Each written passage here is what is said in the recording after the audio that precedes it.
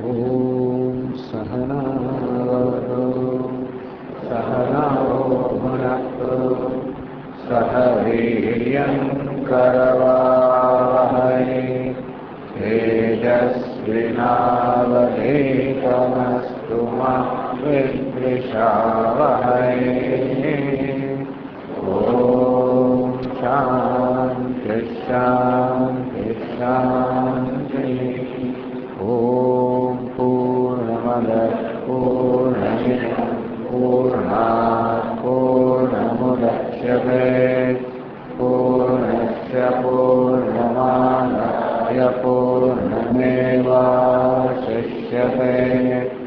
ॐ शान्ति शान्ति शान्तिः। श्रुतिस्मृतिपुराणानाम् आलयं करुणालयं नमामि भगवत्पादं शङ्करं लोकशङ्करं शङ्करं शङ्कराचार्यं केशवं बादरायणं सूत्रभाष्यकृतौ वन्दे भगवन्तौ पुनः पुनः। ईश्वरो गुरुरात्मेति भेदविभागिने व्योमवद्व्याप्तदेहाय दक्षिणामूर्तये नमः। हिरण्मयेन पात्रेण सत्यस्यापिहितं मुखम् तत्त्वं पूषन्न पावृणो सत्यधर्माय दृष्टये।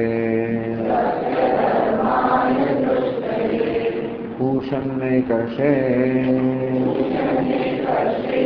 सूर्यप्राजापत्य व्यूहरश्मीन् समूहतेजः यत्ते रूपं कल्याणतमं तत्ते पश्यामि। यो सावसौ पुरुषः सोऽहमस्मि।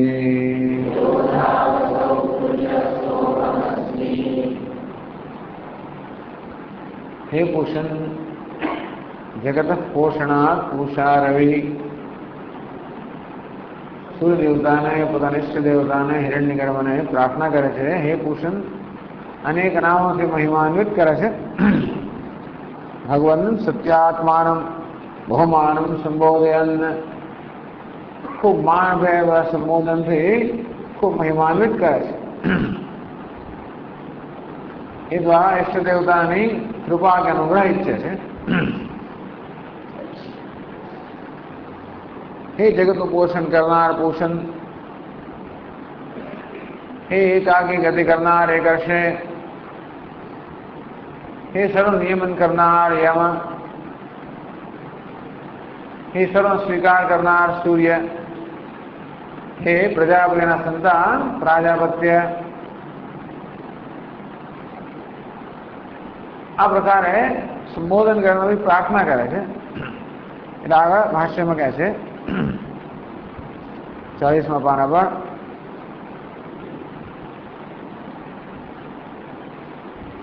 વ્યુહ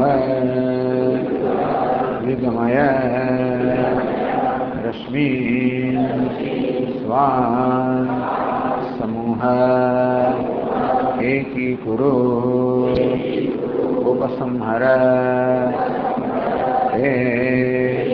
तेजः तापकं ज्योतिः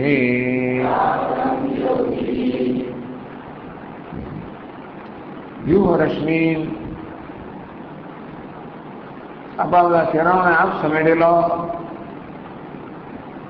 समूह तेज है, अपना तेज ने संकेत लो.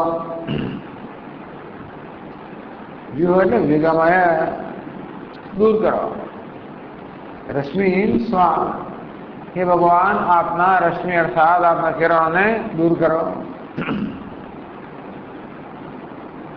समूह एकी करू, समूह समेटी लो, उपसंहार खेची लो, पाया खेची लो। तेज तेज है, तापकम ज्योति, अब प्रकाश अत्यंत संतप्त करनारो आंधी देना अपना प्रकाश से आप संकेली लो, अपना किरणों ने हटावी दो અને આ તાપને સંકેલી લો।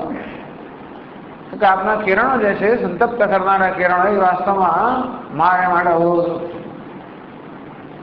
તો આપનું દર્શન કરવા માટે કે આપની પાસે આવવા માટે વાસ્તવમાં આ અંજી દેનારા કિરણો છે એ જ ખરેખર તો અવરોધરૂપ છે, માટે આપ એને સંકેલી લો। આવી પ્રાર્થના કરી શકાય, ભક્ત પોતાના ઈષ્ટદેવતાને આવી પ્રાર્થના કરી શકે કે ભગવાન આ બધી મુશ્કેલી લઈ લે, મારા માર્ગના અવરોધો દૂર કર વગેરે। એ પ્રકારે જાણે હકથી આ ઉપાસક કે ભક્ત જેને જીવન પર આ પ્રકારે પોતાના ઈષ્ટ દેવતાની હિરણ્યગર્ભની આદિત્યના આલંબન દ્વારા ઉપાસના કરે છે, એના પ્રકારે પ્રાર્થના કરે છે પોતાના પર અનુગ્રહ કરવાની। તો કિરણો ને દૂર કરો, આ તેજને સમેટી લો, શેના માટે? તો આગળ કહે છે યત્તે તવ રૂપમ કલ્યાણતમમ અત્યંત શોભનમ તત્તે તવ આત્મનઃ પ્રસાદાત પશ્યામિ।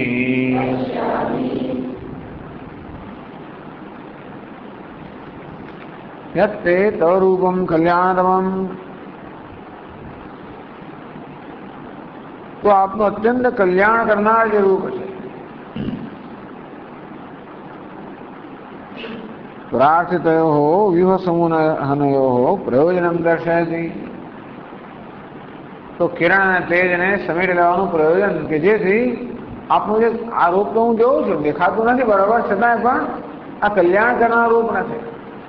અત્યારે આપના જે રૂપ છે આંખોને આંજી દેનારું છે એ કલ્યાણ કરનારું નથી, આપનું કલ્યાણ કરનારું કલ્યાણ અત્યંત શોભનમ, અત્યંત શોભાયમાન, અત્યંત રમણીય, આહ્લાદક। तत्ते तव आत्मनः प्रसादात् पश्यामि, भवतः प्रसादात् पश्यामि, पश्यामि ता पश्यामि એટલે હું જોઉં છું, તેને બદલીને પશ્યામી કરે કે હું જોઈ શકું। એ ભગવાન આ રીતે આપના કિરણ હટાવેલો, આ તેજને સમેટેલો, જેથી આપનું અત્યંત કલ્યાણમય મંગળમય રૂપ છે, આહ્લાદક રૂપ છે, આનંદદાયક રૂપ છે। આ તો સંતાપ કરનાર રૂપ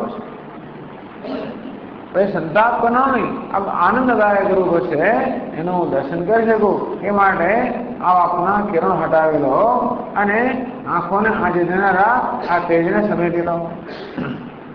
તો કલ્યાણતમ રૂપના દર્શન કરવા ઈચ્છે, કઈ રીતે દર્શન કરવા ઈચ્છે? તો પોતે જ સ્પષ્ટતા કરે, કિંચ અહમ ન તુ ત્વામ ભૃત્યવત યાચે यो असौ आदित्यमण्डलस्थः व्याहुरुत्यवयवः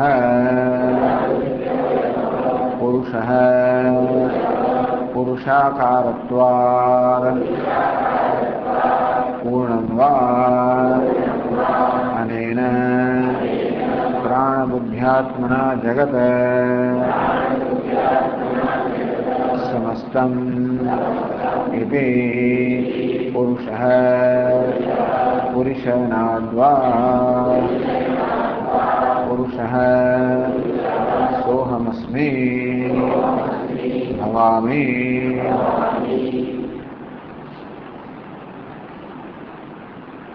किंच वै अहंग्रह उपासकेन अंतकाले भी तथैवांग मनसे व्यापारितव्ये। तो कैसे के अहंग्रह उपासना करे छे, अहम पर कि हूँ हिरण्यगर्भ छूँ, પોતાના પર એક પ્રકારનો આરોપ કરીને ઉપાસના કરે છે. અંતકાલે બી તથૈવ વાંગ મનસે વ્યાપાય દ્રવ્ય. અંતકાળે પણ એ પ્રકારે પોતાના મન અને વાણીનો પ્રયોગ કરવો જોઈએ. મન અને વાણી એ પ્રકારની પ્રવૃત્તિ કરવી જોઈએ જે કરતો આવ્યો છે. એટલે કહે છે કિંચ, જે પ્રકારે અત્યાર સુધી ઉપાસના કરતો આવ્યો છું, અહંકાર ઉપાસના અર્થ એ કે મારે ઉપાસ સીધો ભેદ નથી, અંતર નથી. ઉપાસના ભાવના છે, આ ધ્યાન છે એટલે ભાવના છે, જ્ઞાન નથી, એ દર્શન નથી. છતાં ભાવના છે કે વાસ્તવમાં જે હિરણ્યગર્ભ છે, સગુણ બ્રહ્મ છે, અપર બ્રહ્મ છે, ઈશ્વર છે, એ હું છું. અને એની ઉપાસના એ જ થઈ રહી કે પોતાની અને ઉપાસ્ય દેવતા વચ્ચે અંતર નથી, અંતર પૂરી દેનારી આ પ્રકારની ઉપાસના છે ભાવના દ્વારા. ભાવના તો કરી શકીએ. એક અદ્વૈતની ભાવના છે, બીજું અદ્વૈતનું જ્ઞાન છે. એક ઈશ્વરની ભાવના છે કે ભગવાન નારાયણ વાસ્તવમાં સ્વરૂપમાં પ્રગટ અભિવ્યક્ત થયો છે, એ ભાવના છે. એટલે આપણે ભલે કોઈ વ્યક્તિ દેખાતી હોય પણ મનમાં આપણે ભાવના કરી કે આ નારાયણ છે. ભલે એક સ્ત્રી દેખાતે મનમાં ભાવના કરી આ માં છે. એક વ્યક્તિ દેખાતે ભાવના કરી આ મિત્ર છે. એ પ્રકારે આ ભાવના છે કે વાસ્તવમાં આ ભગવાનનો આત્મા જે છે, હું ભગવાનને ભિન્ન નથી. એટલે કે આ પ્રકાર અહંકાર ઉપાસનો હેતુ એ છે. ખરેખર જોવા જઈએ તો હું આ જીવ છું, કલ્પ છું, એ કોઈ જ્ઞાન તો નથી કે ભાવના જ છે. ખોટી ભાવના છે, વિપરીત ભાવના છે. આ દેહ વગેરેમાં અહમ બુદ્ધિના કારણે, એક ઉપાધિમાં અહમ બુદ્ધિના કારણે એક વિપરીત ભાવના જન્મેલી છે કે હું જીવાત્મા છું, હું અલ્પ ભાવના છે, પણ એને વિપરીત ભાવના કહે છે. એ નિર્ધ્યાસન જે છે વિપરીત ભાવનાની નિવૃત્તિ માટે છે. નિર્ધ્યાસનમાં જ્ઞાન છે, હું બ્રહ્મ છું, એ પ્રકારનું જ્ઞાન, એ જ્ઞાન વૃત્તિ મનમાં જાળવી રાખવી, એનું દેહ છે વૃત્તિ જે છે એને શિથિલ કરવું, છેવટે દૂર કરવી. કોઈ જ્ઞાન ન હોય તો એ પહેલાની સ્થિતિ કઈ છે? ભાવના. હું બ્રહ્મ છું એ પ્રકારની ભાવના કરવી. હું ઈશ્વર છું એટલે કે હું કયા એક ઉપાયો મર્યાદિત નથી. હું કઈ અલ્પ જ્ઞાન વાળો, અલ્પ ઈચ્છા વાળો, અલ્પ શક્તિ વાળો નથી. તો સર્વ જ્ઞાન શક્તિ, ઈચ્છા શક્તિ, ક્રિયા શક્તિનો આશ્રય હિરણ્યગર્ભ છે તે હું છું. સર્વ જ્ઞાન શક્તિ ધરાવું છું, સર્વ ક્રિયા શક્તિ ધરાવું છું. આ પ્રકારે એક ઉપાધિમાંથી તાદાત્મ્ય છોડીને સમસ્ત ઉપાધિ તાદાત્મ્ય સિદ્ધ કરવું ભાવના દ્વારા આ ઉપાસનાનો હેતુ છે. કોઈ પણ સમસ્ત કે ટૂંકમાં જે આપણો ઈષ્ટ દેવતા હોય, ઈષ્ટ દેવતા સાથે તાદાત્મ્ય ભાવના દ્વારા. એવી રીતે બૃહદારણ્યકમાં અન્ય ઘણી ઉપાસના આવે છે. જેમાં અગ્નિ દેવતા સાથે તાદાત્મ્ય હોય એ પણ ઉપાસના આવે. પ્રાણ દેવતા સાથે હોય, અગ્નિ દેવતા સાથે, એક એક દેવતા સાથે હોય. હું એ દેવતા છું, એ ગુણ દેવતાના છે, જાણે કે મારા ગુણ છે બધા, એમ કરીને પોતાના દેશનો આ જે મર્યાદિત પણ ખ્યાલ છે ત્યાં આગળ આ બીજા ખ્યાલને પ્રયત્નપૂર્વક સ્થાપિત કરવામાં આવે. આમાં ઉપાસના, ઉપાસનામાં વાસ્તવમાં એક પરિવર્તન છે. મનમાં પરિવર્તન લાવવું, એ પ્રકારના વિચાર કરવા ચાહીને આપણા મનને જાતે છોડી દઈએ તો જે વિચાર કરતો એ કરે, પણ મનને જાતે છોડી દઈએ તો જે વિચાર કરતો હોય છે એ વાસ્તવમાં હું જીવ છું એવી જાતનો વિચાર થતો, એ વિચારધારા હોય છે. એમાંથી જે કે બીજા વિચારો જન્મતા હોય, હું પિતા છું, માતા છું, જે કંઈ હોય છે,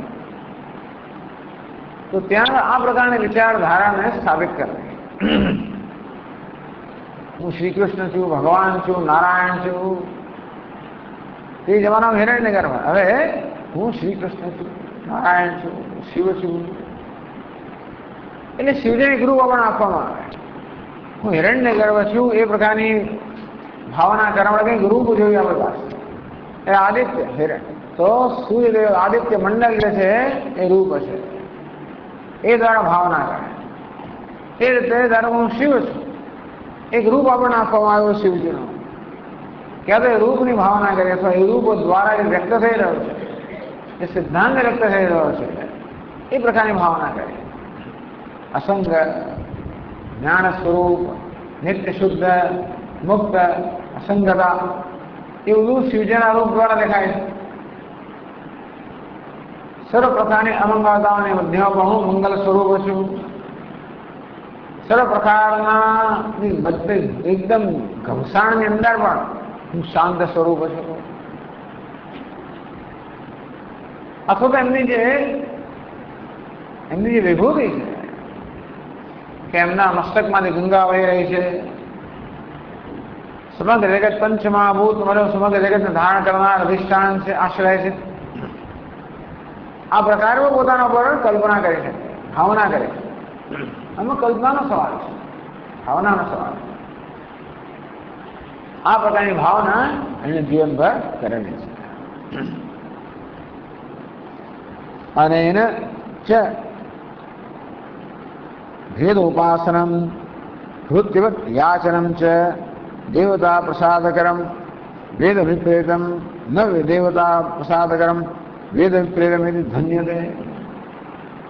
એટલે વેદાંત લોકોનો અર્થ એવો કરે કે આ દ્વારા ઉપનિષદ કે શ્રુતિ એ પ્રકારનું જાણે કે સૂચન કરે કે ઉપાસના ભેદભાવ ના કરવી જોઈએ. ઈષ્ટ દેવતાની આરાધના કરીએ ભલે ભાવના કરી તો પણ ભેદભાવ કરે. ભેદભાવના સોમિત્ય સૌ ભાવના ભેદા પાવાની મતા અભેદા ભાવના. અને આ ઈષ્ટ દેવતાને કોઈ ભિખારીને યાચના કરવાની જરૂર નથી. જે વસ્તુને ભક્તિશાસ્ત્રમાં ખરેખર મહત્વની કરવામાં આવે છે કે હું દીન છું, અકિંચન, મારું તો કંઈ નથી, અકિંચન સાથ મારું કંઈ ને બધું તારું જ છે ભગવાન, અને હું દીન છું, અર્થાત મારે કંઈ ના થઈ શકે. જો કંઈ કરી શકે એમ તો તું જ છે, હું કંઈ પણ કરી શકું એમ નથી. આવો ભક્તિમાં આ પ્રકારની ભાવના. આ વેદાંતને લોકો ઉપાસના કરવા ભાવના એ પ્રકારની કરે કે ભગવાન તું તમારો આત્મા જ છે, અને હકથી તારે અધિકાર ત્યારે મને માંગો છું. એટલે ભૃત્યવત યાચરણ, આમ તો સેવકને જેમ ભિખારીને જેમ યાચના કરવી.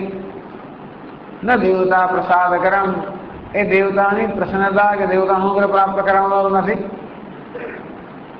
કેવું જુદો અભિપ્રાય ને. પેલા કહે છે કે અકિંચન છું, દીન છું. તેથી કૃપણતા, આત્મનિક્ષેપ, કાર્પણ્ય, આત્મને પોતાને ધરી જ લેવી. કૃપણતા અર્થાત હું કૃપણ છું, સર્વ રીતે અશક્ત છું.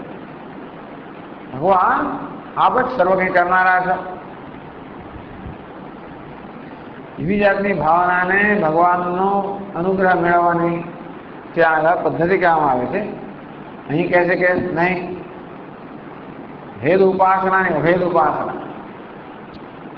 ભૃત્યની જેમ સેવકને યાચના નહીં કરવાની, પણ અધિકારથી માં કહેવાનું.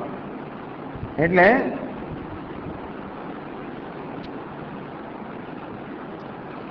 અહીંયા આગળ કે તો તત્તે તો આત્મના પ્રસાદાત પશ્યામે.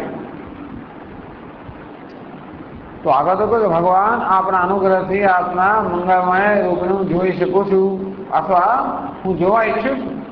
મારા પર અનુગ્રહ કરો જેથી આપનું કલ્યાણમય, મંગળમય, આનંદદાયક, આહ્લાદક સ્વરૂપને હું જોઈ શકું. તો કેમ છે અહમ નુ ત્વામ ભૃત્યવદ્યા છે.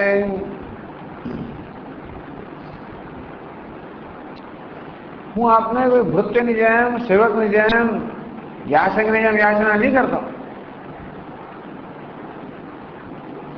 યો સાવસૌ असौ आदित्य मंडलस्थ व्याहृत्यवयव पुरुष सोमस्मी.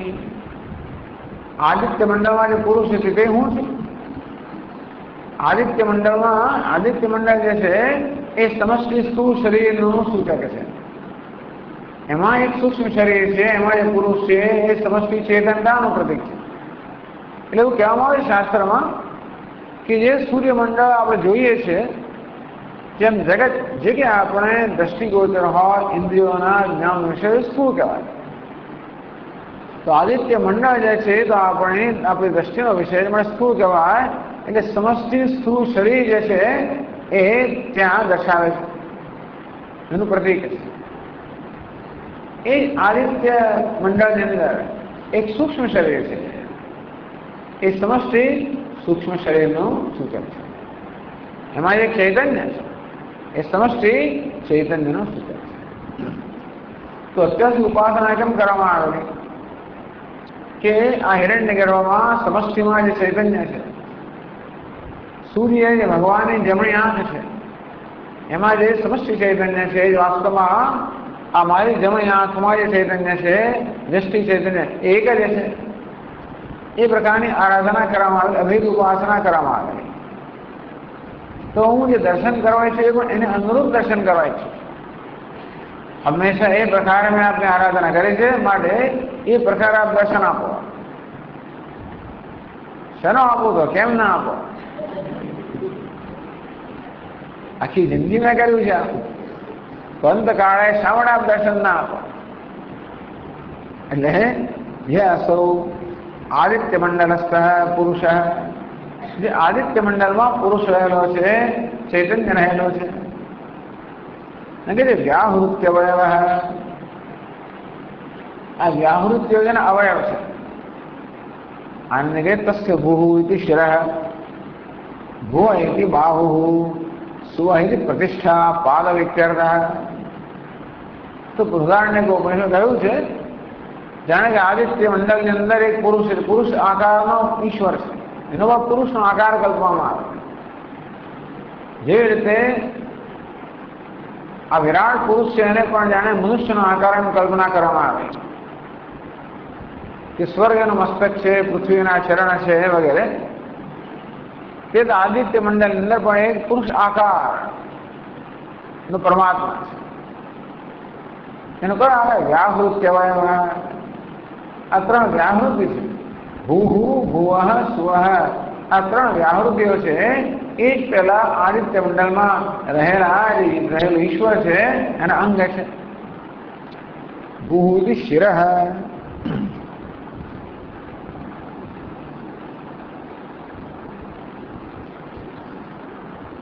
એકમ શિરમ એકમેદક્ષરમ ભૂહુ. ભૂહુ એક અક્ષર છે, મસ્તક પણ એક છે, માટે આ ભૂ જે છે એ પેલા પુરુષનું મસ્તક છે. ભૂ ઇતિ બાહુ દ્વૌ બાહુ દ્વે ઇતિ અક્ષરે. ભુવ એ વ્યાહૃતિ છે, એ આ વ્યાહૃતિ પુરુષના બે બાહુ છે. કે બાહુ બે છે અને ભુવમાં બે અક્ષર છે, માટે ભૂ અને બાહુ છે. સુઃ ઇતિ પ્રતિષ્ઠા, દ્વે પ્રતિષ્ઠે દ્વે ઇતિ અક્ષરે. આ સુઃ એ ભગવે વ્યાહૃતિ અક્ષરના પરમાત્મા ઈશ્વરના એ દેવતાના ચરણ છે. સુઃ બે અક્ષર છે, ચરણ બે છે, માટે સુઃ ચરણ છે. પ્રતિષ્ઠા એટલે ચરણ. આ પ્રકારે વ્યાહૃતિ અવયવ પુરુષ. વહી ત્યાં ઉપનિષદમાં કહે છે તસ્ય ઉપનિષદ અહા ઇતિ. આજે ભગવાન છે આદિત્ય મંડળમાં જે ચૈતન્યાત્મક પરમાત્મા છે, એનું એક છૂપું નામ છે, અંગત નામ છે, રહસ્યમય નામ છે, જે મને ખબર ના હોય, ઉપર જ જાણતો. આમ પ્રેમી લોકો એકબીજાને આવા અંદરનું નામ જાણે, બહાર દઈએ તો કે અંદર જાણે, એવી રીતે અંદરનું નામ છે.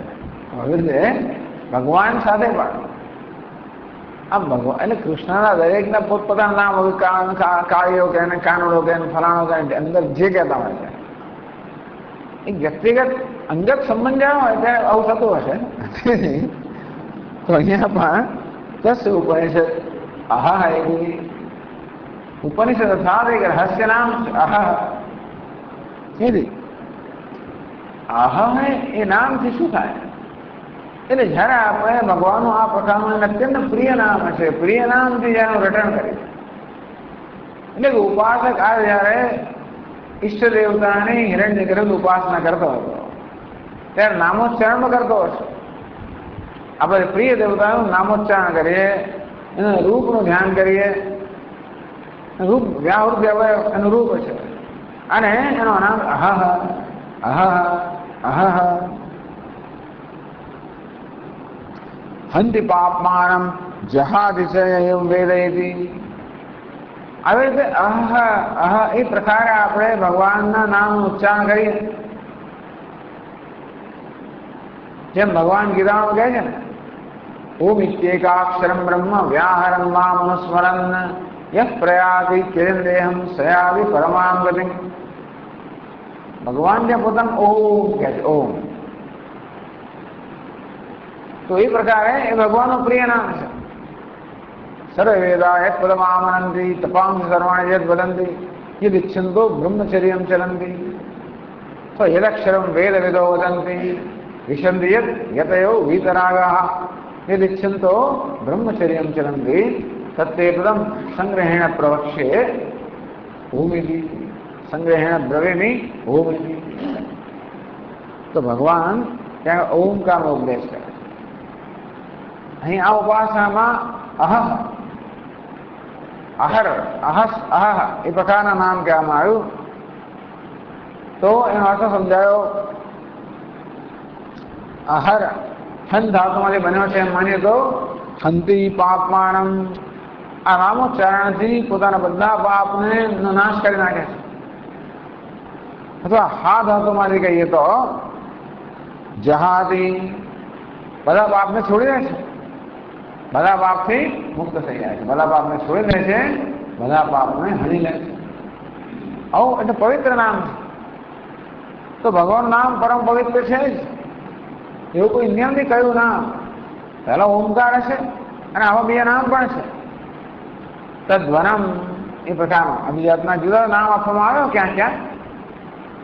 પછી રામ, કૃષ્ણ, શિવ, આ બધા નામ. કોઈ પણ નામ અત્યંત પાવનકારી છે, બધા પાપને દૂર કરનારું છે, બધા પાપને છેવટે હણી લેનારું છે, નષ્ટ કરનારું છે. એટલે આ નામ સાથે આ વ્યાવૃત્તિ પુરુષ દ્વારા એ ધ્યાન કરતો હશે. અત્યારે કહે છે કે એ જે વ્યાવૃત્તિ પુરુષ છે તે જ હું છું. અસૌ આદિત્ય મંડળસ્થ વ્યાહૃત્યવયવ પુરુષ. આ ત્રણ વ્યાહૃતિઓ જે અવયવ છે એવો જે પુરુષ છે એટલે કે એવો જે દેવતા છે, પરમાત્મા છે. અત્ર દેવતામ ઉપનયતિ ઉપનિષદ રહસ્યમ. ઉપનિષદ કોને કહેવાય? ઉપનની દેવતામ ઉપનયતિ એ ઉપનિષદ એવો અર્થ કર્યો. અહ જે છે એ ભગવાનનું ઉપનિષદ રહસ્યમય નામ છે. અને ઉપનિષદ કેમ ગયું? ઉપર નહીં. ઉપર એટલે સમીપ, ની એટલે લઈ ગયો, ની પ્રાપણ્ય, જે આપણને દેવતાની સમીપ લઈ જાય, દેવતાને પ્રાપ્ત કરાવે એનું નામ ઉપનિષદ. એટલે કે રહસ્ય. અહ નામાભિધાનમ અનેન અભિધીયમાનમ એતલ્લોક અભિમુખી ભવતિ વૃત્તિ. તો નામનો મહિમા કેમ છે? આપણે આપણી બધી સંસ્કૃતિમાં પણ, ભારતમાં ખૂબ બીજે બધે પણ આ માળા ફેરવવું એ તો બીજી રીતે છે જ. બધા આમ ફેરવે, પેલો આમ ફેરવે છે. આપણે આમ બધું પેલો આમ લઈ જાય છે. ખબર કોઈ માળા તો બહાર ફેરવતા હોય. કોઈ અહીં 108 મળતા હોય, પેલા બીજા મળતા હોય, ત્રીજા મળતા હોય, જુદી સંખ્યા બધી મળે. લોકોની સંખ્યાના બહુ વહેમ હોય, જાત જાતના બધા એની જુદી સંખ્યા હોય. 8 સંખ્યા જે છે આ લોકો મુસલમાનો 8 સંખ્યા કે બહુ મહત્વની છે. એટલે એની રિક્ષા હોય, પેલું હોય, ઢીકું હોય, એ બધા 8 નંબર આપણે સંખ્યા જોવા મળે. કેમ હોય છે? પણ આ રીતે જે નામોચ્ચારણ છે એ તલ્લોકવત અભિમુખી ભવતી. યુદ્ધ આપણે તો નામ લઈએ અને ખાસ કરીને પ્રિય નામ લઈએ. માનો કે વ્યક્તિના ઘણા નામ છે, જો નામથી બોલાવતો હોય, કોઈ અંકલ કહેતું હોય, કોઈ કાકા કહેતું હોય, કોઈ આ કહેતું હોય, દીકરો જાત જાતના લોકો જોઈએ તો બોલાવતા હોય. એમનું કોઈને પ્રિય નામ હોય. એ પ્રિય નામથી જયારે સંબોધન કરવાનું તરત આપણી તરફ જોઈએ. અભિમુખી ભવતી એટલે કોઈકને આપણી તરફ, કોઈકનું મુખ આપણી તરફ કરવા માટે, એનું ધ્યાન કરવા માટે, આપણી તરફ જુએ એ માટે એ નામથી બોલાવે. તેમાં ઘણી વાર શું હોય છે કે ઘણા લોકોનું એ નામ હોય તો ખબર ના પડે, માટે એનું જે ખાસમ ખાસ નામ હોય, જે બીજા કોઈનું પણ નામ હોય, એવા નામ તો બોલાવીએ તો તરત જ એનું ધ્યાન આપણી તરફ બોલાવે. એવી રીતે આ ભગવાનના આ વિશેષ નામથી, નામોચ્ચારણથી ભગવાન એની તરફ જોઈએ, એના પર અનુગ્રહ કરે, અભિમુખ બને, અનુગ્રહ કરે. તો વ્યાહૃતવય પુરુષ એને કેમ પુરુષ કહેવામાં આવ્યો? પુરુષાકારત્વાદ, કે એનો પુરુષનો આકાર છે. સિર્ફ પાણ્યાદિવાન, પુરુષ એટલે મસ્તક, હાથ પગ વગેરે ધરાવનારાને પુરુષ કહેવાય. મનુષ્યનો આકાર તો એ દેવતાનો આકાર પુરુષનો, મનુષ્યનો કારણે પુરુષ કહેવામાં આવ્યો. પૂર્ણમ વા અનેન પ્રાણ બુદ્ધ્યાત્મના જગત સમસ્તમિતિ પુરુષ, અથવા એને પુરુષ કહેવાનો બીજો હેતુ એ હોય, પૂર્ણમ અનેન પુરુષ, પુરુ ધાતુમાંથી બન્યો હોય તો પ્રાણ બુદ્ધ્યા સમસ્તમ, સમસ્તમ જગત અનેન પૂર્ણમ, સમગ્ર જગત આના વડે પૂર્ણ થયેલું છે. પૂરું પૂરી દો, પૂરું આખું પાત્ર હોય અને આપણે પૂરી દઈએ એટલે પૂર્ણ થઈ ગયું કહીએ ને. પૂર્ણ એટલે પૂરેપૂરું ભરાઈ જાય. તેમ જગતને પૂર્ણ કરનાર, જગતને ભરી દેનાર આ ભગવાન જે છે, કયું? હિરણ્યગર્ભ, એનું પુરુષ કહેવાય. પ્રાણ બુદ્ધ્યાત્મના, પ્રાણ અને બુદ્ધિ રૂપે હિરણ્યગર્ભ સગુણ બ્રહ્મા છે. એ સર્વશક્તિનો આશ્રય છે એટલે પ્રાણ, સર્વ જ્ઞાનનો આશ્રય એટલે બુદ્ધિ. પોતાની શક્તિ અને જ્ઞાન વડે સમગ્ર જગતને વ્યાપેલો છે. ટૂંકમાં જગતમાં જે કોઈ જગ્યા આપણને શક્તિ દેખાય, પવન વાઈ રહ્યો છે, જળ વહી રહ્યું છે, પૃથ્વી ફરી રહી છે, પક્ષીઓ ઉડી રહ્યા છે, ઘોડા દોડી રહ્યા છે, શક્તિ દેખાય છે. આ બાદ દિવસો ચલાવનાર કોણ? પ્રેરક કોણ? તો કે સમષ્ટિ પ્રાણ. આ બધી જગ્યાએ આપણને આ પ્રાણ તો પથરાયેલો કે વ્યાપેલો દેખાશે જ. ભલે દિવાલ આપણને એમ લાગતી હોય કે ત્યાં કોઈ પ્રકારની ગતિ નથી, ત્યાં પણ ગતિ છે. બધા અણુઓ, પરમાણુઓ અને બીજાણુઓ અત્યંત ગતિથી ત્યાં આગળ તો અત્યંત ગતિ ફરી રહ્યા છે. આમ પ્રાણાત્મના, પ્રાણના રૂપમાં, શક્તિના રૂપમાં આ સગુણ બ્રહ્મ હિરણ્યગર્ભ સર્વત્ર વ્યાપ્ત છે. બુદ્ધ્યાત્મના, બધું બુદ્ધિ છે, ઇન્ટેલિજન્સ છે. આખા દરેક વસ્તુ બુદ્ધિપૂર્વક વર્તે છે.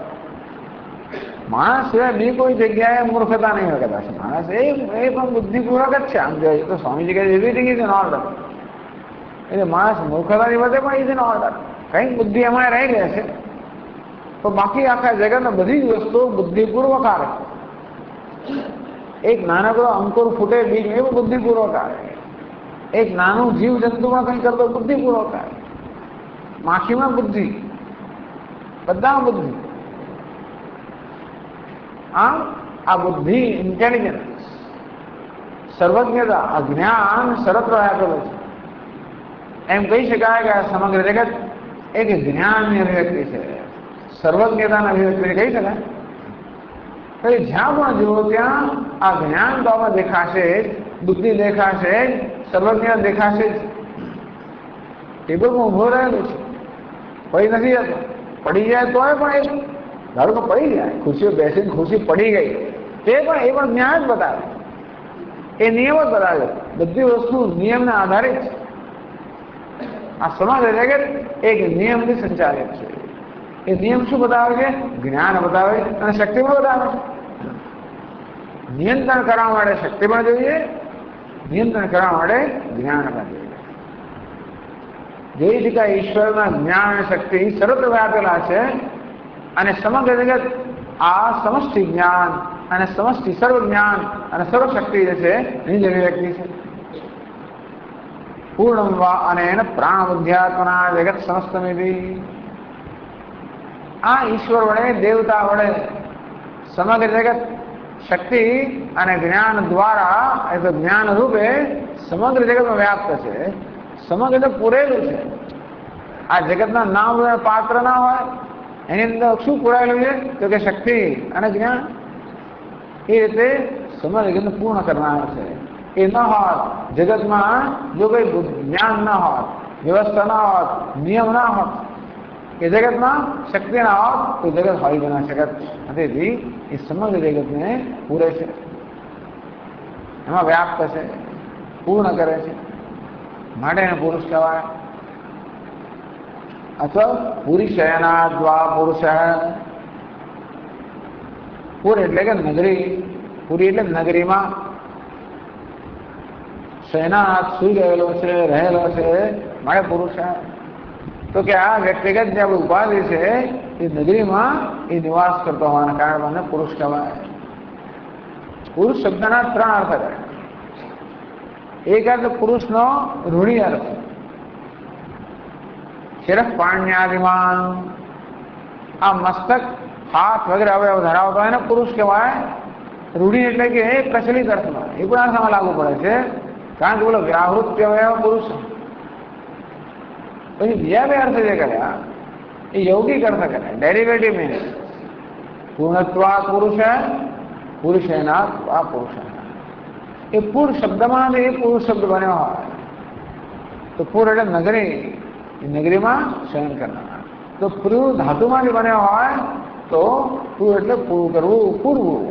આમ જગતને પૂરે છે માટે પુરુષ છે. એટલે પૂર્ણત્વ પુરુષ જયારે કહે ત્યારે એ સમષ્ટિ પરમાત્મા, જે સમષ્ટિ દેવતા છે એનું સૂચન કરે. અને પુરુષના આ નગરીમાં શયન કરનાર, નિવાસ કરતો હતા પુરુષ, એ વ્યષ્ટિનું સૂચન કરે છે. એટલે પુરુષ શબ્દની અંદર આ સમષ્ટિ અને વ્યષ્ટિ બંને આવી ગયા.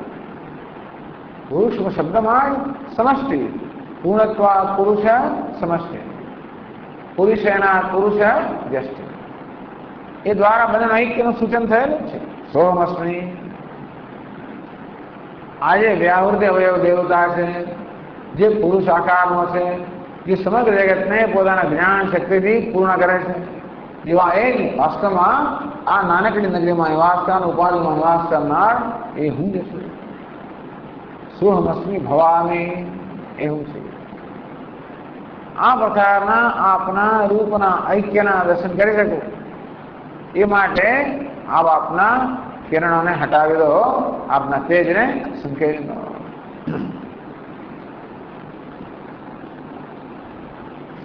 આ રીતે આ 2 મંત્રનો અર્થ ઉપાસના પરક કર્યો. અને આ પ્રાર્થનાને જે ઉપાસક છે એના મૃત્યુ સમયની પ્રાર્થના કહેવામાં આવે. આ 2 મંત્રનો અર્થ આપણે પણ કરી શકીએ, બ્રહ્મ વિદ્યાના સંદર્ભમાં કરી શકીએ. અને ઈશ્વર, એ તો ઈશ્વર દેવતા ઈશ્વર છે, બ્રહ્મ છે, પરમાત્મા છે, એની પણ એના પ્રાર્થના રૂપમાં પણ આ 2 મંત્રોને આપણે સમજી શકીએ. તો 15મો મંત્ર જોઈએ તો હિરણ્મયેન પાત્રેણ સત્યસ્ય અપિહિતમ મુખમ. હિરણ્યમ ઇવ હિરણ્યમ ઇવ, તો હિરણ્મયમ ઇવ હિરણ્મયમ. જાણે કે સુવર્ણનું એક ઢાંકણ છે. પાત્રનો અર્થ કર્યો કે જેમાંથી સંઘરવામાં આવે, જે આપણી દ્રષ્ટિથી છુપાવે. પાત્ર કઈ મૂકવામાં આવે, ખબર ના પડે અંદર શું છે. અમારી બાપ એવું કરે, નાના હતા ત્યારે આ છોકરાઓના, કારણ કે મીઠાઈને કશું બનાવે તો રાખે ને, સફાજત કરી નાખે, એટલે કે રમત ચાલતી થાય. એટલે એને ઢાંકું ક્યાં છુપાવું કેવું રીતે, અને ખાખા એવા કરે બધી જગ્યાએ ફરી જ હોય. એટલા માટે એવું કરે કે તમને ખ્યાલ જ ના આવે. અહીંયા સામે જ મૂક્યું હોય, સામે જ મૂક્યું હોય તપેલી, આપણે એમ દિવસ કઈ હશે સામે છતાં પણ ખબર ના પડે. આપણે ઉપર શીકામાં જઈએ, પેલામાં જઈએ, કબાટમાં જઈએ, ખાનામાં જઈએ, ફલામાં, બધી જગ્યાએ જો ના મળે. તમને ગઈકાલ લાડુ બનાવે ગયા ક્યાં, મગજ ગયો ક્યાં, એ તો ખબર છે કે આ મગજ બન્યો છે. આટલા ચકતા ભર્યા છે, આટલા લાડુ ભર્યા છે. ફરમાઈશ કહે કે 3 દિવસ ચાલવા જઈએ. ગયું ક્યાં? તમે શું કઈ બહાર દર્શન કરવા ગયો, બહાર ગયો હોય, બીજા ભાઈ બહેનો કઈ જમવા ના હોય ત્યારે ખાવા ચાલતા. પણ આવી રીતે એ આવી તપેલીમાં જ મૂકવામાં આવે. ધ્યાન ખબર જ ના પડે. પાત્ર એટલે કશું રાખવામાં આવે જે અંદર રાખેલી વસ્તુને આપણી નજરથી ઢાંકી દે હોય છતાં પણ આપણને જ્ઞાન ન થાય. એવું પણ એક પાત્ર ઢાંકણ એવો અર્થ થાય. કશું રાખવામાં આવે, ઢાંકવામાં આવે, અથવા તો પીપ્યતે અને નહીં પાત્રમ જે દ્વારા પીવામાં આવે. તો એક અત્યંત ચહકાટ વાળું સુવર્ણમય પાત્ર, તેજસ્વી પાત્ર. તો અર્થ કર્યો કે આ પરમાત્માને ઢાંકી દેવાનું પાત્ર એવું તો આવરણ અજ્ઞાન. આ જ્ઞાન છે એ વાસ્તવમાં અવિદ્યા, અસ્મિતા, અહંકારના રૂપમાં અજ્ઞાનની પહેલી અભિવ્યક્તિ કઈ? અહંકાર. અહંકાર એટલે કે અનાત્મામાં આત્મબુદ્ધિ. અજ્ઞાન 2 વસ્તુ કરે છે. આજે ઉપાધિ છે તે ઇન્દ્રિયની અનાત્મા છે એમાં આત્મબુદ્ધિ ઉત્પન્ન કરવી. સાથે સાથે ઉપાધિની બધી મર્યાદાઓ છે એનો આત્મા પર અધ્યારોપ કરવો. પરસ્પર અધ્યારોપ છે વ્યષ્ટિના સ્તરે. એને કારણે અહંકાર, અહમ અહમ અહમ એ પ્રકારનો એક આકાર થયો. એટલે હું હું હું. આ હું કેવું છે? જેમાં તું નથી. આ હું જે છે એ બધા તું જે છે એ બધાને વ્યાવૃત્ત કરે છે, એ બધાને બકાત રાખે છે. હું એમ જયારે કહીએ ત્યારે કેવો ખ્યાલ છે? વ્યક્તિગત અસ્તિત્વનો ખ્યાલ. આપણા અસ્તિત્વને વ્યક્તિગત કરી નાખવામાં, આ ચેતનતાને પણ એક મર્યાદિત કરી નાખવામાં આવી. અસ્તિત્વને મર્યાદિત કરી નાખવામાં આવ્યું. બધું મર્યાદિત થઈ ગયું. તો આ મર્યાદિતપણાનો ખ્યાલ એટલે અહંકાર. અનાત્મામાં આત્મબુદ્ધિ, અનાત્માના ધર્મનો અને આત્માના ધર્મનો અનાત્મા પર અધ્યારોપ, અનાત્માના ધર્મનો આત્મા પર અધ્યારોપ, આત્માના ધર્મનો અનાત્મા પર અધ્યારોપ થાય. હું છું, ભાસું છું, પ્રિય છું. આત્માપણું છે અંદર, નિકટપણું છે, અહમપણું છે. એટલે દેહની અંદર પછી અહમ બુદ્ધિ થઈ. એ આત્મા જે ધર્મ છે, હું પણ એનો આરોપ દેહમાં થયો, દેહ તો ઉપાધિમાં થયો. આત્મા ચૈતન્ય છે, ઉપાધિ પણ ચૈતન્ય માનવામાં આવે. આત્મા આનંદ સ્વરૂપ પ્રિય છે, ઉપાધિ અત્યંત પ્રિય બની ગઈ. એટલે અહંકાર પ્રિય બની ગયો. અહંકાર ચેતન હોય તેમ ભાષે છે. અહંકાર હું જ હોઉં એ પ્રકાર દાવો કરે છે. તો આ અજ્ઞાનને કારણે અજ્ઞાનની પહેલી ઉપજ છે અહંકાર. એ અહંકાર એટલે કે આત્મા વિશેનો ખોટો ખ્યાલ, બીજું કઈ નથી. આપણે એ ખ્યાલને સમજાવવા પ્રક્રિયા વાપરીએ, અન્યોન્ય અધ્યારોપ. આપણા વિશે ખ્યાલ જ નથી કે હું મનુષ્ય છું, પુરુષ છું, સ્ત્રી છું, સુખી છું, દુઃખી છું, મર્દ છું, અજ્ઞાની છું, અસહાય છું, દીન છું, જે કંઈ ખ્યાલ જન્મતા હોય. આ ખ્યાલ આપણે જે અત્યારે આપણા વિશે ધરાવીએ છીએ એ ખ્યાલને સમજાવવા માટે આ પ્રક્રિયા બતાવે કે હું મર્દ છું. ખ્યાલ વાળામાં કેમ છે?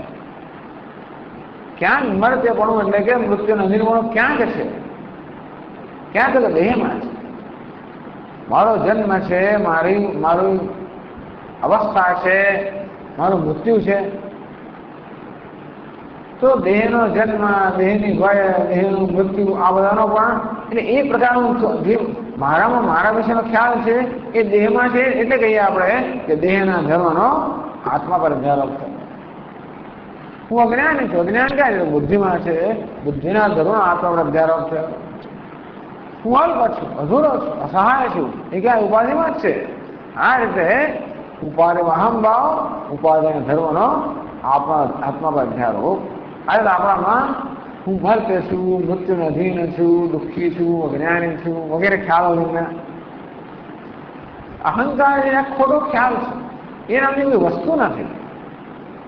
અહંકાર નામની કોઈ વસ્તુ નથી. આત્મા છે અને અનાત્મા છે, બે છે. અહંકાર નામની વસ્તુ કોઈ નથી. એ તો માત્ર ખ્યાલ જ છે. પરંતુ એ જ્યાં સુધી ખ્યાલ છે ન જાણીએ ત્યાં સુધી એ જ સાચો છે. બનાવટી છે ખરેખર. આત્માનો દાવો કરે છે. ઘણા બનાવટી લોકો આવીને દાવો કરતા ને ત્યાં જાય એ બનાવટીને આપણને ખબર ના પડે કે બનાવટી છે. લગ્નની પેલા રિસેપ્શનમાં બનાવવા લોકો સૂટ બૂટ પહેરીને આવી જાય, આનંદ આઈસ્ક્રીમ ખાય, બધું ખાય, મજા કરે. પેલાને કે આનો માણસ છે, પેલાને કે આનો માણસ છે, એમાં એ મજા કરે. બનાવટ. પછી કોઈને ખબર તો પેલા લગ્નમાં જો મને પણ જો ઘણા બધા લગ્ન કે ઘણા લોકોને ઘણા મિત્રો એટલે એકને મને બહુ જગ્યાએ દેખાય છે શું પૂછે કે આ તમારો માણસ? અમને ખબર, તમારે તો અમને ખબર નહીં. ત્યારે ખબર પડે કે આ તો એક પક્ષ નથી. એ પેલાને ખબર પડી કે મારા વિશે આવી જાતની ઇન્કવાયરી થાય છે, મારા અન્વેષણ થઈ રહ્યું છે, તરત ત્યાં સરકી જાય. પછી અહંકારને પણ કયા પક્ષને ખબર જ ના પડે. ચૈતન્યમાં માને કે આ તો જળ છે, જળવાળા માને કે આ ચેતન છે. બે તત્વ છે, એક ચિત્ત છે, એક અચિત છે. ચેતન છે ને જળ છે. અહંકાર કેવો છે? ચિત્ત અચિત.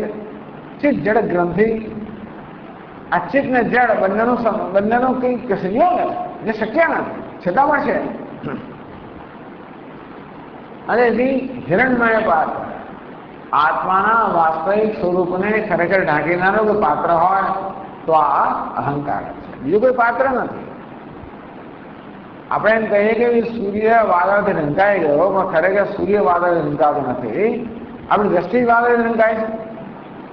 એવું છે કે અજ્ઞાનથી આત્મા ઢંકાઈ ગયો, પણ આપણી બુદ્ધિની દ્રષ્ટિ જે છે એ ઢંકાઈ ગઈ. હિરણ્મય પાત્ર અજ્ઞાન ચમકેલો છે. આ અહંકાર, અહંકાર જે છે એ આત્માની ચેતનતાને જન્માનું સૌથી પહેલું તત્વ છે. ચેતનતા તો આત્મામાં છે, પણ આત્માની ચેતનતા અહંકારમાં પ્રતિબિંબિત થતી હોવાના કારણે અહંકાર પણ ચેતન હોય, આત્મા હોય, સજીવ હોય, જીવંત હોય એવો ભાસી રહ્યો છે. જેમ સુવર્ણમાં પ્રિય હોય તેમ અહંકાર બહુ પ્રિય છે. અને સોનામાં કાટ લાગે જ નહીં, તેવી અહંકારને જો કશું ના કરીએ ત્યાંથી કાટ લાગે જ નહીં. નાનતો અને ચાદહી એનો આદિ પણ નથી, અંત પણ નથી. જ્યાં સુધી અજ્ઞાન છે ત્યાં સુધી ટકી જ રહેવાનું. બહુ ટકાઉ છે, લાંબા ગાળા સુધી. એ રીતે સુવર્ણના કેટલાક બધા ગુણો જે હોય હિરણ્યના, તેવા આ જ ગુણો જાણે કે અહંકાર. પ્રિય પણ બહુ છે, એના માટે ગમે તે કરી છે. સોના માટે માણસ ગમે તે કરે તો એમ અહંકારમાં ગમે તે કરે. સોનું સળગે છે, આ પણ ચૈતન્યનો પ્રકાશી સળગે છે, ચિદાભાસ. સોનું ટકાઉ છે, આપણા અજ્ઞાન ટકી જ રહેનારા છે. પછી બધા પાત્રમાં બધું ભરવામાં આવે. અહંકાર બહુ ભરાયેલું છે. કર્માણ બંધીને મનુષ્ય લોકે રાગ દ્વેષ વાસનાઓ બધી ભરેલી છે. અહંકાર પાત્ર છે, એમાં રાગ દ્વેષ વગેરે અનેક વાસનાઓ ભરેલી છે. અને જયારે મૃત્યુ પછી બીજો દેહ ધારણ કરવામાં આવે આ બધી વાસના રહી જાય છે, ભરેલું છે. આમ એ પ્રિય પણ છે, પાત્ર પણ છે ભરેલું. અને પછી એના દ્વારા ખૂબ રસ પીવામાં આવે છે. અહંકાર દ્વારા, અહંકાર ઇન્દ્રિયો દ્વારા બહાર જઈને જગતના વિષયનો રસ પીએ છે. અહંકાર દ્વારા આ વિષયોનું રસપાન કરવામાં આવે છે. એમાં વાસનાઓ, સંસ્કાર વગેરે છે એ સંગ્રહાયેલા છે. એ ઢાંકણ છે જે આત્માના વાસ્તવિક સ્વરૂપને ઢાંકી દે છે. આ બધા જે પેલું પાત્ર હોય એ પાત્રના જે બધા પ્રચલિત ગુણો છે એવા ગુણો અહંકારમાં પણ જોવામાં આવે છે. એ રીતે અહંકારને હિરણ્મય પાત્ર, હિરણ્મય પાત્ર અહંકાર હે ભગવાન આપનું મુખ આપનું વાસ્તવિક સ્વરૂપ ઢંકાઈ ગયા છે, ભલે તું દૂર કર ભાઈ. તત્વમ પૂષણ અપાવરણ, હે પૂષણ, હે પરમાત્મા સર્વ પોષણ કરનાર. સૂર્યને પૂષણ કહેવાય, પરંતુ ખરેખર તો પોષણ કરનાર પરમાત્મા છે. સમગ્ર જગતને સત્તા સુધી પ્રદાન કરવા દ્વારા પ્રત્યેક નામનું ધારણ કરનાર છે.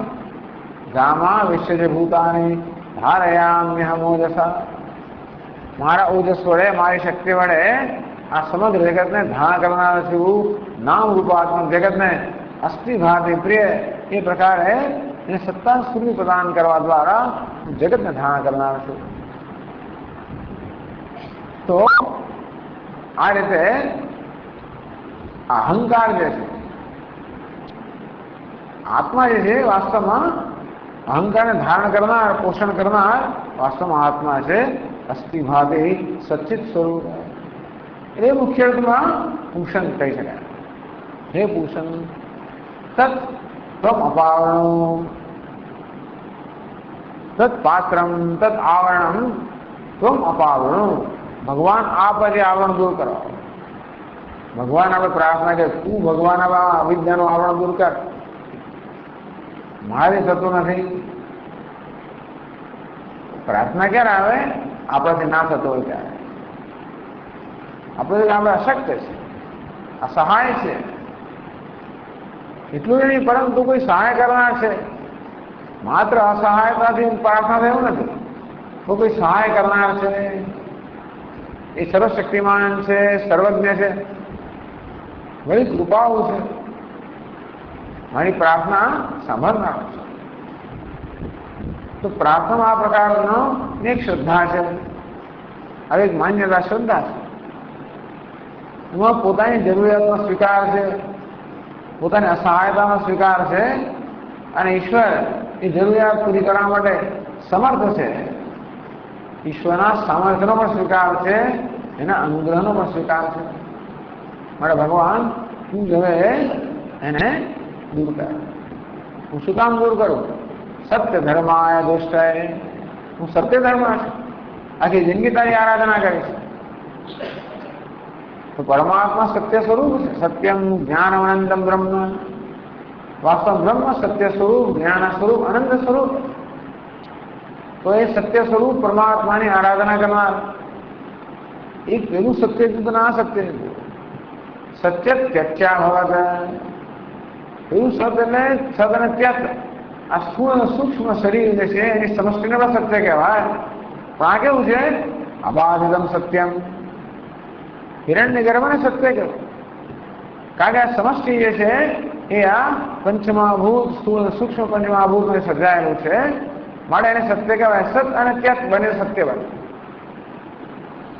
આ સત્ય છે સત્યમ, આ તો પારમાર્થિક સત્ય.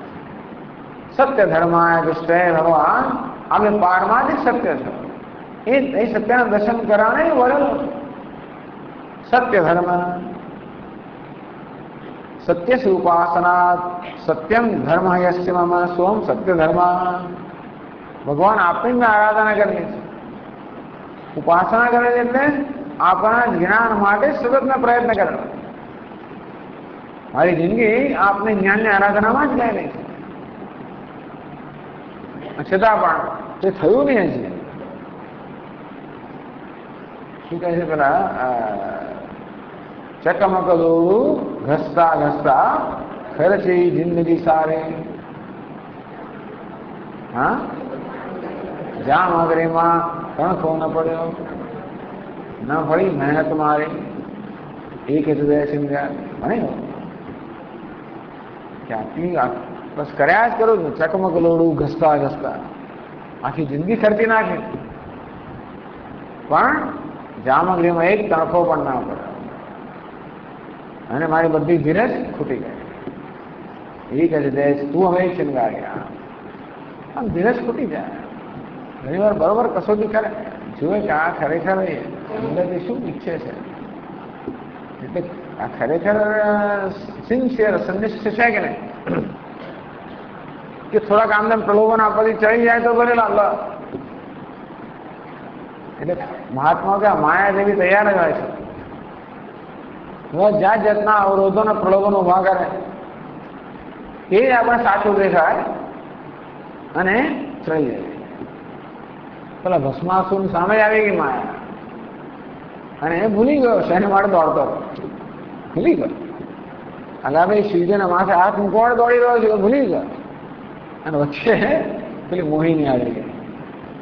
આમ વ્યક્તિને પતી ગયો પછી કામ ગયો કામ કીધી ચાલે. આવા કેટલા બધા દુનિયામાં બને છે ને. એટલે અનેક પ્રકારના અવરોધો માયા વડે લાવવામાં આવે છે પણ આ ચડી નથી ગયો. માયાએ મૂકેલા અવરોધોને કારણે યાત્રા પૂરી થઈ નથી પણ એ સત્યને વળગી તો રહ્યો જ છે.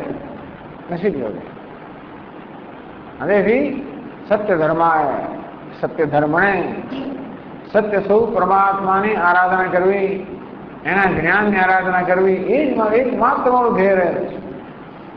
મેં તારા સિવાય જોવાનું ઈચ્છ્યું જ નથી. મને બીજું જોઈતું કારણ કે મારામાં વિવેક છે. વિવેકને કારણે હું જાણું છું કે ભાઈ બીજી કોઈ વસ્તુ ઈચ્છનીય છે જ નહીં. એ કોઈ ઈચ્છનીય જગતમાં પછી આ માયા બીજું પણ કામ કરે ને. હિરણમય પાત્રથી આ જગતને પણ એને ઢાંકી દીધું છે. જગતની સત્યતા નાખીને ત્યાં પણ નવો ચળકાળ ઉત્પન્ન કર્યો.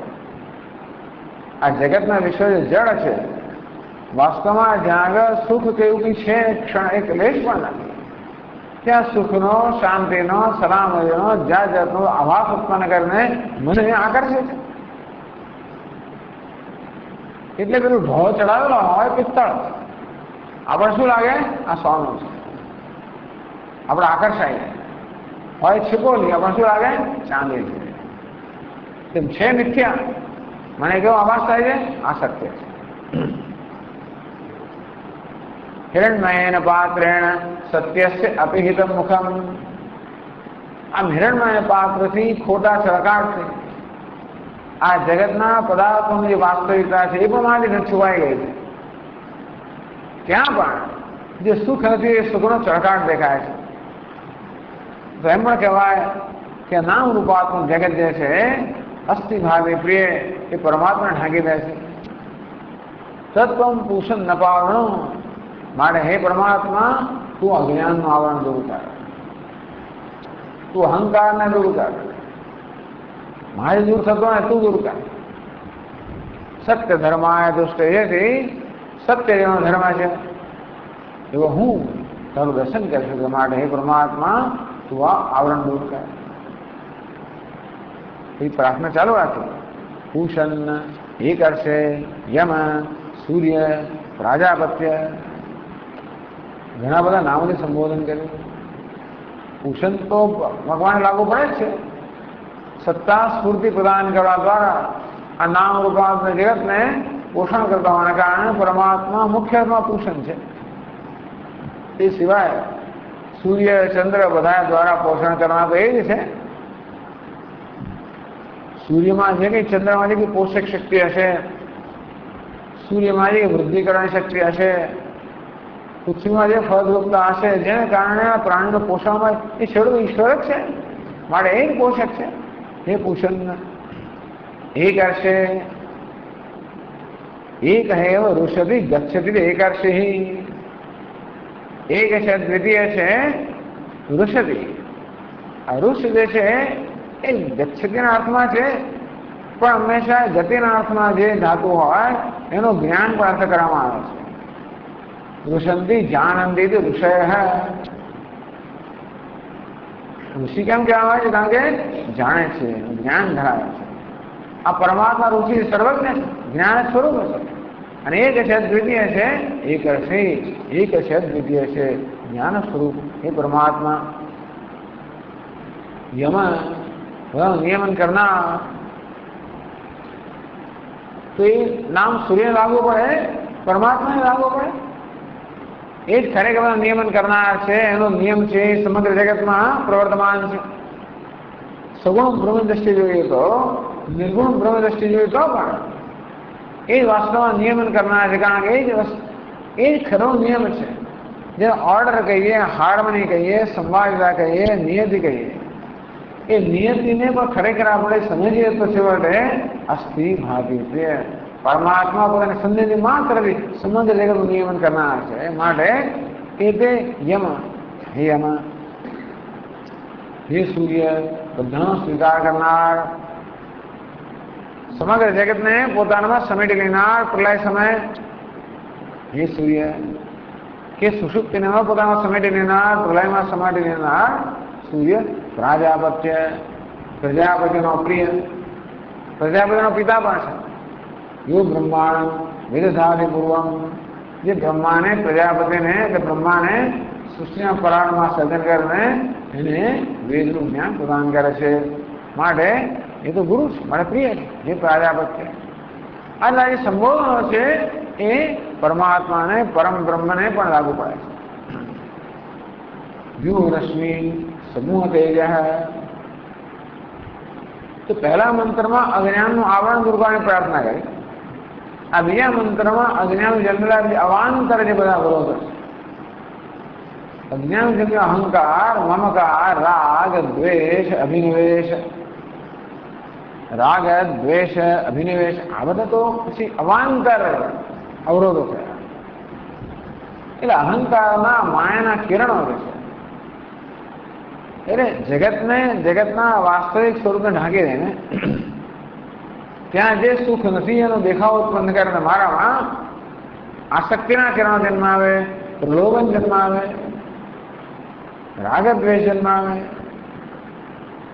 પછી પેલું પ્રિય છે મારે એના પર રાગ છે, પેલો વિરોધ છે મારે દ્વેષ છે.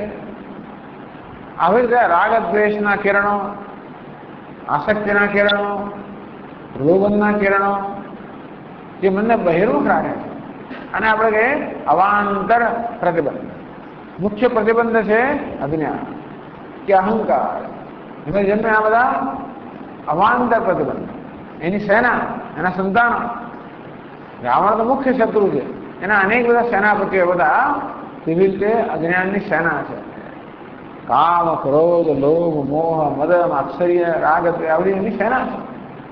આ બધા કિરણો છે. આ કિરણો સતત મારા મનને બહિર્મુખ રાખે છે. એ ભગવાન આપણાથી મને એ દૂર લઈ જનારા છે. મારે વ્યૂહ રશ્મિ સમૂહ તેજ, આ રશ્મિને, આ કિરણોને આપ સમેટી લો, આસક્તિના કિરણોને સમેટી લો, રાગ દ્વેષના કિરણોને સમેટી લો. મારામાં વિવેક ઉત્પન્ન કરો, વૈરાગ્ય ઉત્પન્ન કરો. એટલે આમ તો હું જાણું છું, મારા મનમાં વારંવાર પછી પેલા જૂના સંસ્કારને કારણે છે, વિવેક વૈરાગ્ય તો છે, છતાં પણ વારંવાર પેલા સંસ્કારને કારણે મન પાછું વિક્ષિપ્ત થઈ ગયા. યતો યતો નિશ્ચરતી મનશ્ચંચલમસ્થિરમ, જેવું કારણસર અસ્થિર ચંચળ મન વહી પાછી ભાગી ગયા. તો એ બહિર્મુક્તાના કિરણો જે છે ભગવાને આપ દૂર કરવા. વ્યૂહ રશ્મિ, મારી આંખો અંજાઈ જાય છે. આ જગતના બધા ચળકાટથી મારી આંખો અંજાઈ જાય છે. મારી એ ચળકાટ દૂર કરવા. યત તે રૂપમ કલ્યાણતમમ સત્ય પશ્યામી, જેથી આપણું કલ્યાણતમ રૂપ છે.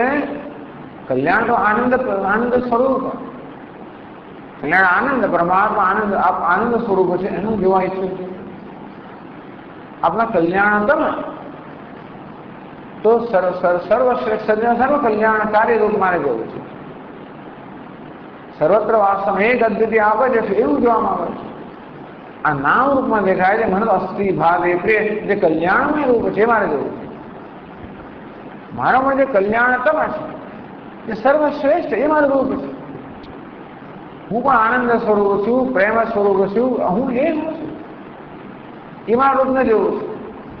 અદ્વેષ્ટા સર્વભૂતાનામ મૈત્ર કરુણ, એ મારું રૂપ છે. અભયમ સત્વ સંશુદ્ધિ જ્ઞાન યોગ વ્યવસ્થિત, આ મારું રૂપ છે. એ મારે જેવું છે. આ ભયના કિરણ હટાવી લે, અશુદ્ધિના કિરણ હટાવી લે, તો મારું અભય સ્વરૂપ છે, શુદ્ધ સ્વરૂપ છે. એ મારે જેવું છે. એના દર્શન કરાવો. અત્યારે દર્શન કરાવે છે એ તો ગડબડિયા છે. અત્યારે ભગવાન દર્શન કરાવે છે કેવા અહંકારના રૂપમાં, મમકારના રૂપમાં, રાગી, દ્વેષી, કામી, ક્રોધી આમાં નહીં જોઈએ. હવે કેવું છે? અદ્વેષ્ટા સર્વભૂતાના મૈત્ર કરુણ. એ કલ્યાણ થયું એના માટે દર્શન કરાવે. યત તે રૂપમ કલ્યાણતમ, જગતમાં પણ આપણું કલ્યાણતમ રૂપ.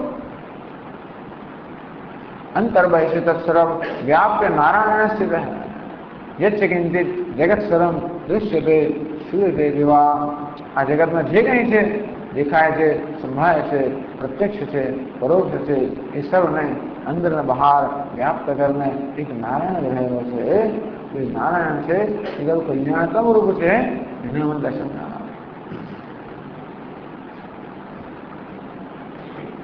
એ પાછળ ન તો ભૂતિવદ્યા છે, કિંચ નું ત્વામ ભૂતિવદ્યા છે.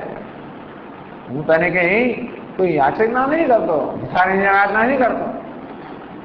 હંમેશા તારી આરાધના અભેદતા જ કરેલી છે.